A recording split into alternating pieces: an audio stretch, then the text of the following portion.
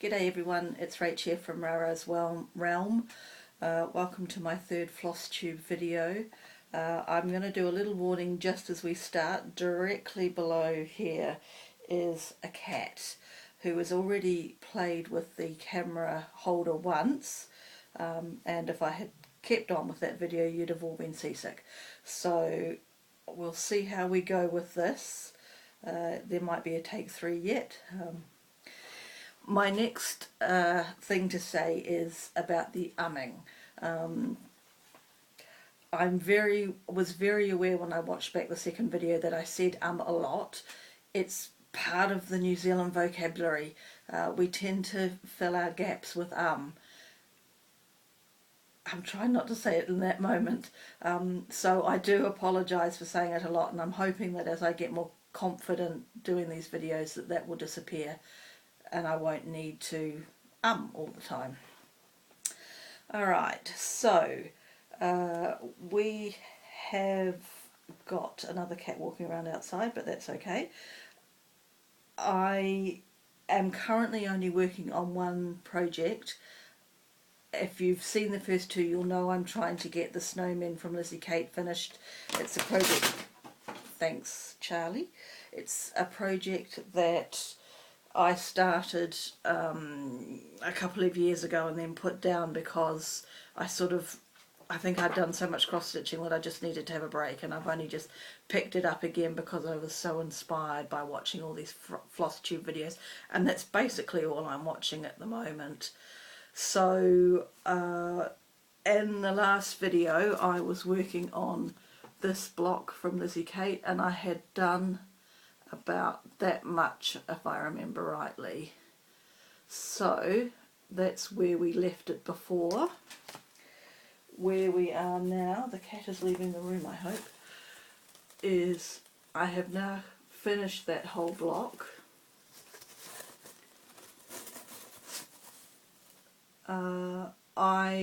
What I tried to do with this, in my mind this seemed like the biggest block, but it probably isn't. They're probably all much of a muchness.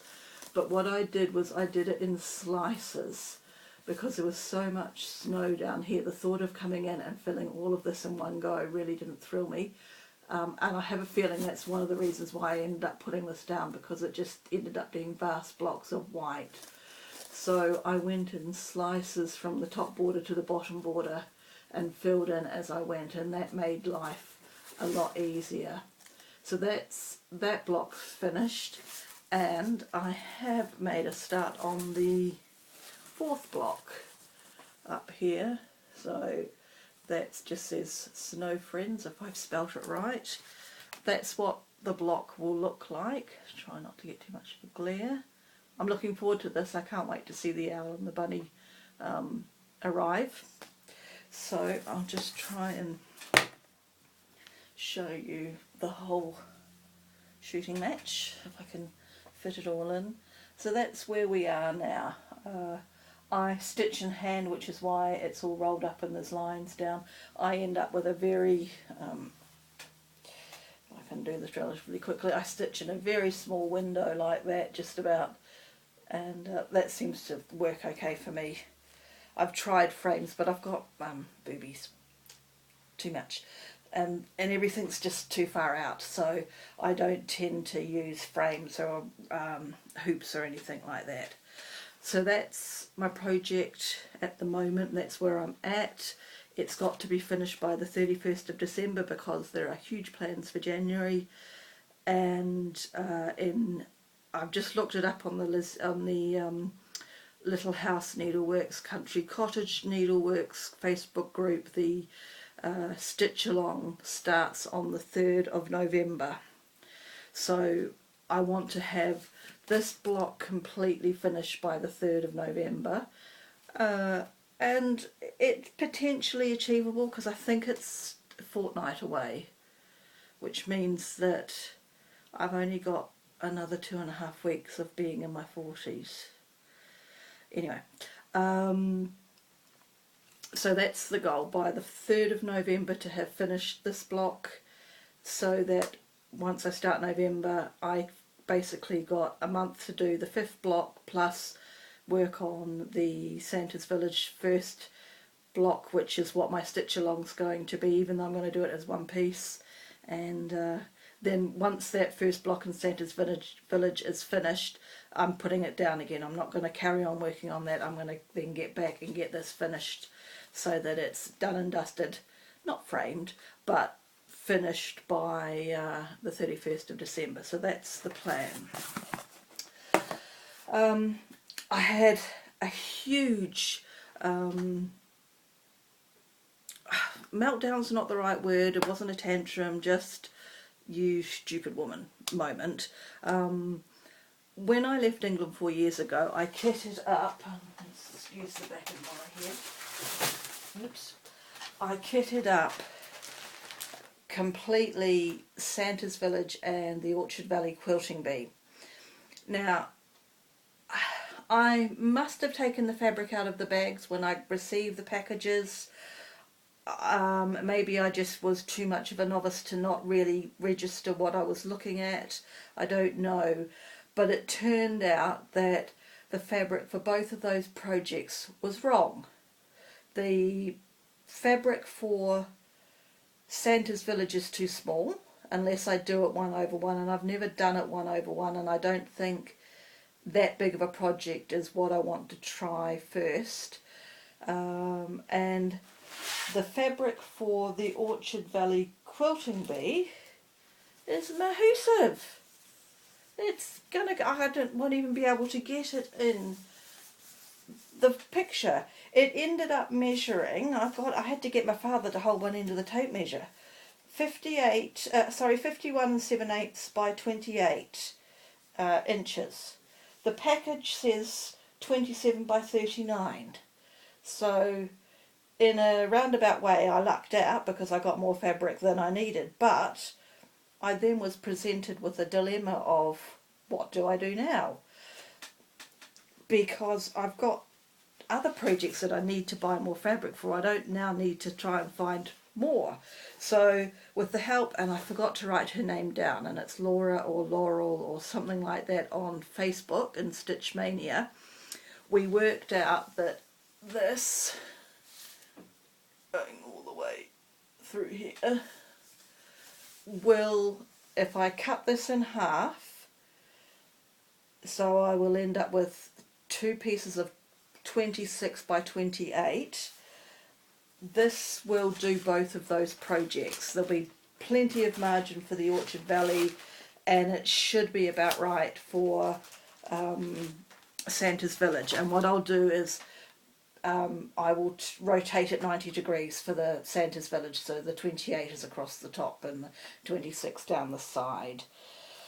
I haven't even bothered to try and check the count, to be perfectly honest. I did put a ruler down and try and measure it, but it just was going to do my head in. It is either 32 or 28. The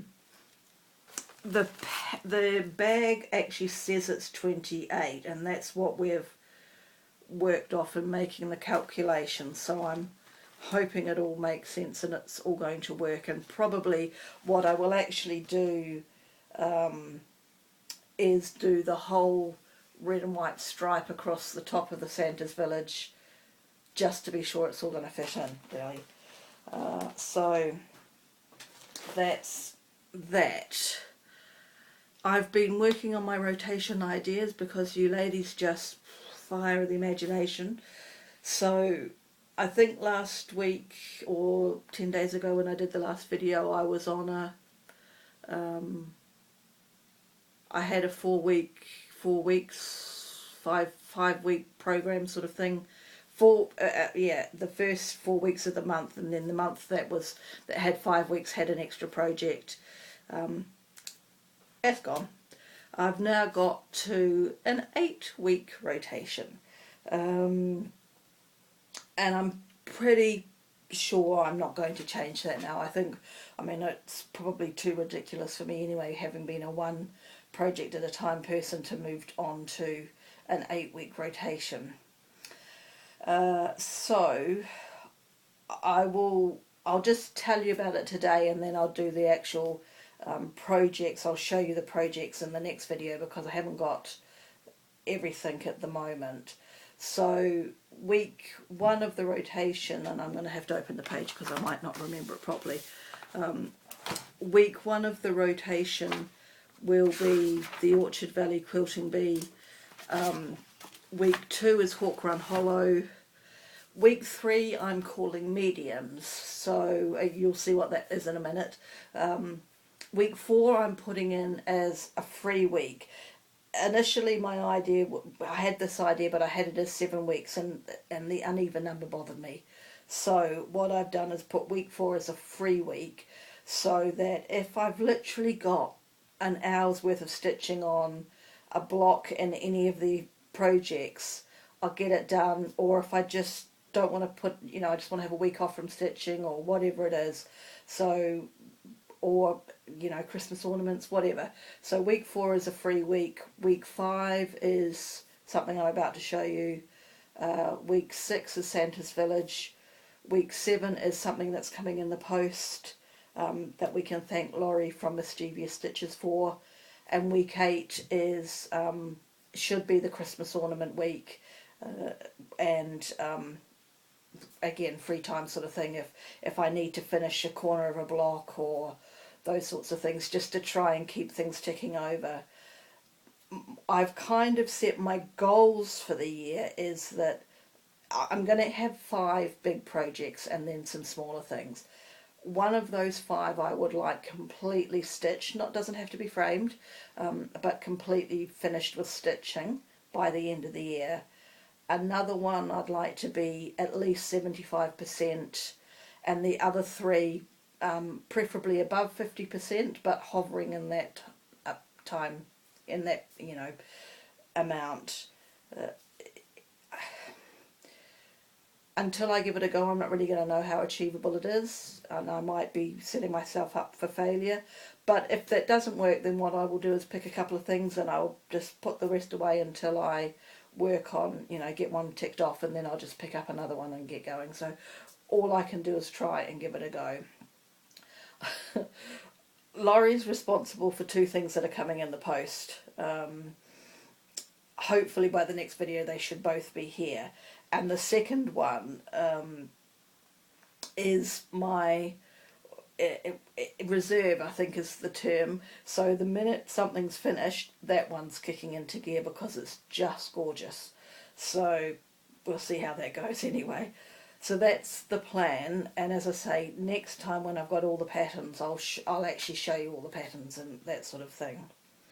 So the other thing that I have got to show you, well, I've got 2 things to show you, but I'll do the haul at the end. So I'm jealous of all the project bags, and I can sew in a straight line, not very good on the curve side of things, but that's only practice, isn't it, really? So I have decided to bite the bullet. All these nice new projects need project bags, because this is my current version of a project bag that the fabric and stuff comes in. So I think we could up it a little bit. So I went up, we actually have here in my local town, which is 40 minutes north of a major city, we actually have a quilting shop. And they have DMC in there, which is quite good. That means that at least, and they actually do also have some linens and Ada, but some of it's already pre-cut, and I need to write down what the sizes they are and then convert them into inches, because it's all in centimetres, and look at what I need. And they have got some things on roll, but it was white or a very basically cream, I think. So the sort of the darker colours or warmer tones, they didn't have any of that. But there is a shop in town in the big city that has those sorts of things. I got some advice regarding the fabric for Hawk Run Hollow. Someone suggested whatever I went for, make sure it had a warmer tone to it. So that was a helpful piece of information.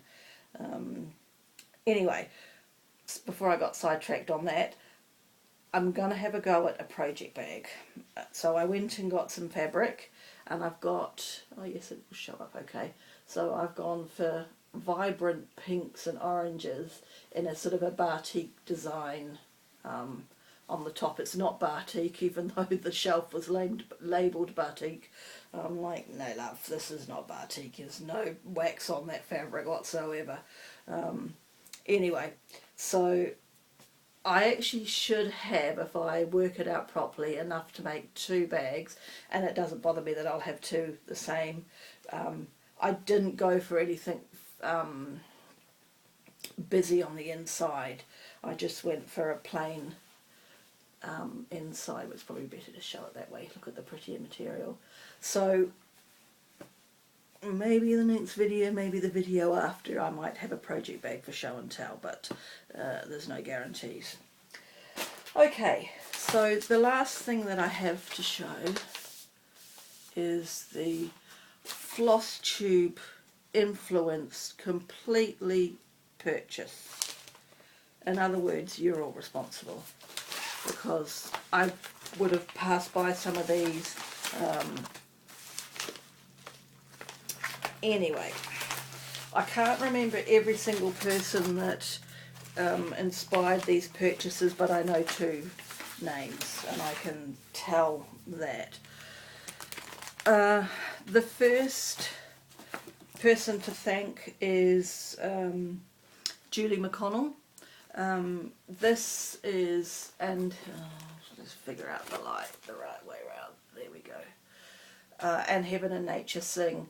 This, if you've watched her videos, she had up on the wall behind her for quite a while before showing it, and I really like that, and I really like just even the name of it. It just is uplifting. So I got that, and while I was perusing the Kathy Barrick charts, Miss Martha's Potting Shed appealed to me as well. I'm not sure if I've seen anyone actually do this one or not.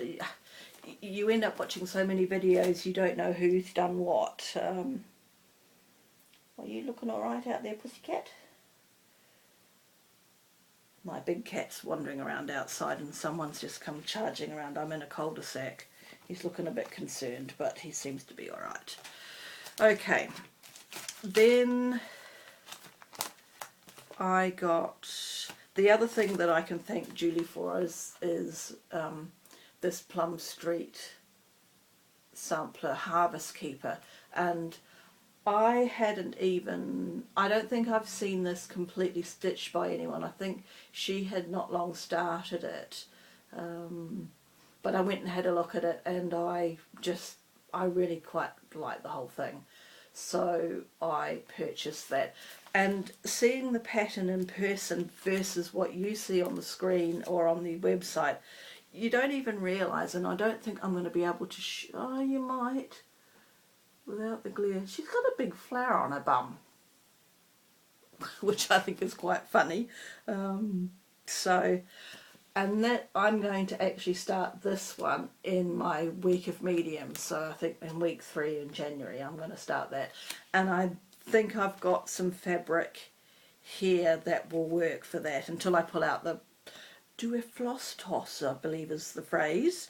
I'm not going to know for certain, but that's my goal, is I should actually have the fabric and I should have a good chunk of the DMC, and if not, they're local. Okay, when I was still in the Plum Street samplers section, I also saw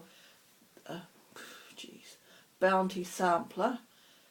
Possibly someone's doing this again. It all sort of blurs into one when I'm looking at them all, but I really like the look of that as well. So, and it's not overly it does say thankful. I can't read that properly from here. Be ye thankful, and I can't read the other word from here. Maybe my glasses need changing. So yeah, so 2 Plum Streets, and then I'm not sure who's responsible for this. I actually, yeah, no, I'm not even going to guess saying that. So this is Queen of Harvest by Brenda Gervais. which again I really quite like the look of. So these are what I'm terming mediums. So as I say, I'm going to do, this is the first of the mediums that I'm going to do because I just think this is cool. My week, where's my list gone? I think it's week 5. I haven't been able to show this before, but they arrived. So this is part 1, 2 and 3, I'll blind you with the glare, of the Garden Club series. Yeah, from Blackbird Designs.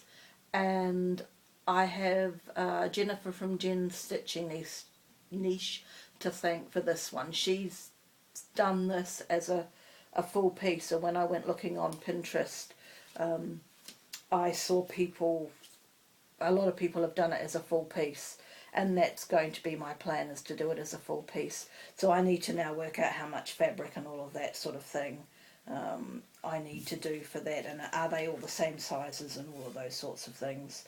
I haven't read through the booklets properly yet, so it's kind of like I need to get Orchard Valley's under control. I need to get Hawk Run Hollow under control, because that will be the next start after Orchard Valley. You know, just work in order, not get too ahead of myself. I said, I think in the previous video, that at that time 123 Stitch didn't have parts 4 and 5, but they do now, and I know I'm getting money for my birthday pretty much from the family anyway, so I will actually probably get the remaining 9 patterns with that birthday money, I think. And the other thing that I noticed that was back on sale that hadn't been was the Farms of Hawk Run Hollow, so I think I might get that too. Anyway, we'll see. So that's pretty much all I've got for show and tell today. I'd like to thank everyone who's commented and subscribed to my channel. I showed my niece that I had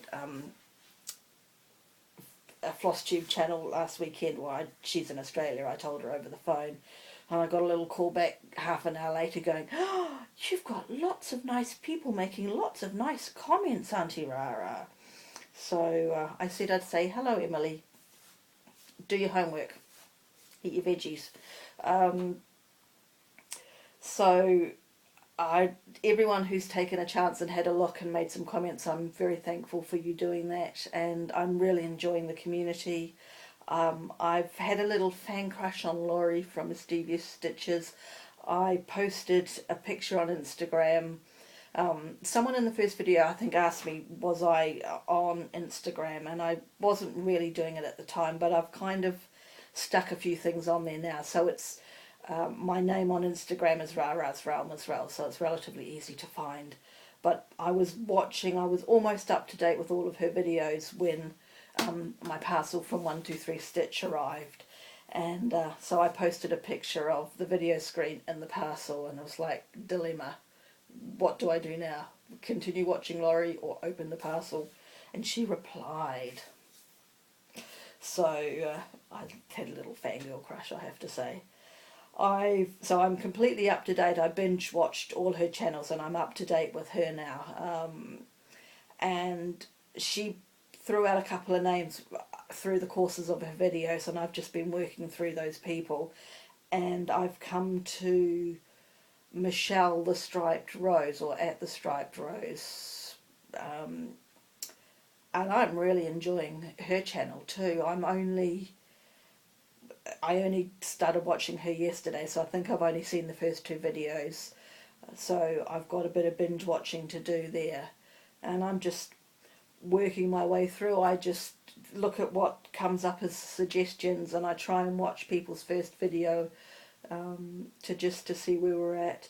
And I've had a little look on Instagram, and I've got a few more patterns on the wish list, so it's all very exciting. Anyway, I've taken up enough of your time. Thank you for watching, thank you for commenting, and I hope you are enjoying the progress on the snowman. It probably won't be the next video, but the one after that there should be 2 bits of show and tell.